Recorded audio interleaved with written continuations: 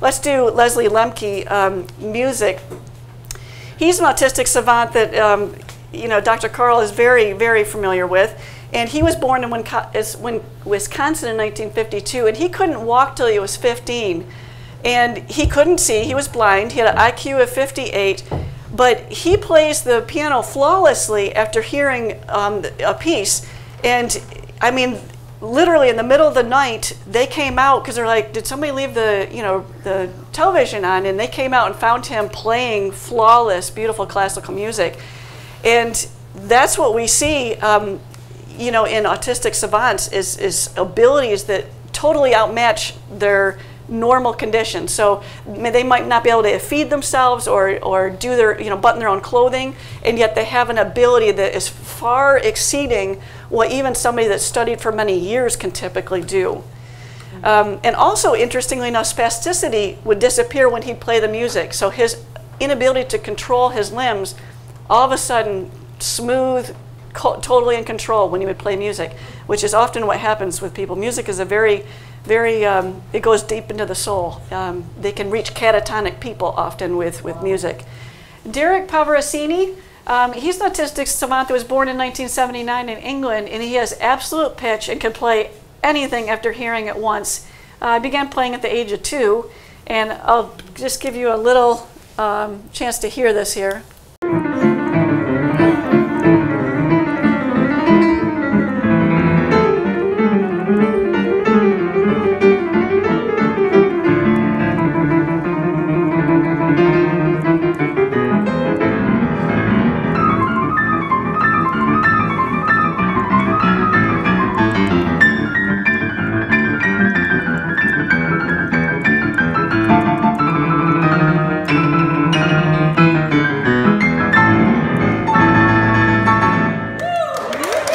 He's awesome, and he loves to perform. He's a ham. I've seen him play 2 pianos at the same time with 2 different hands. He's amazing. Ellen Boudreau, she's an autistic savant, again, blind. She's got the music abilities, perfect pitch, be able to perfectly play something after hearing it just once. She's also able to transpose, and some of them can do this, not just her, can transpose, say, rock and roll into a waltz in 3/4 time, or jazz into classical. I mean, just gifted beyond belief. But the things that I found fascinating about her was she can replicate, just bizarrely replicate every voice instrument and a studio sound effect with her own voice. Very unusual abilities. And then perfect passing of time and echolocation. So without any clock or anything telling her what time it is, she'd literally come and sit down in front of the television and turn it on the exact moment her favorite program would come on. She just, you know, she's just tracking somehow internally the perfect, you know, passage of time. And echolocation, you probably have seen people have some ability to navigate by making little noises that bounce off the walls or whatever that they're navigating around. Well, I'm going to blow your mind even more. This guy, his vision, his ability to echolocate, because he was completely blind, it's simply, you have to see it to believe it. Unfortunately, Ben Underwood has passed away from cancer. It was only 16 when he passed away, but he has had echolocation abilities that you have to see to believe. It's literally unbelievable. Ben Underwood is blind. Both eyes were removed when he was 3, leaving him with no vision at all.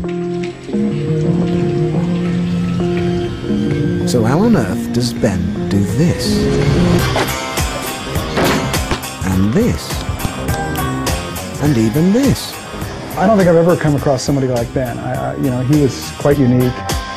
Ben lost his eyes to cancer, but unbelievably, he's taught himself to see with sound. If he chooses to go out there and ride that bicycle, let him ride the bicycle. It's got to be very smart. Somewhere in there, it's a little genius going on. I don't consider myself blind. Ain't nothing wrong with me. Ben uses many common aids for the blind, like speaking software for the computer, so he can jot down his rap lyrics. He's also written a book and does schoolwork on a high-tech braille writer.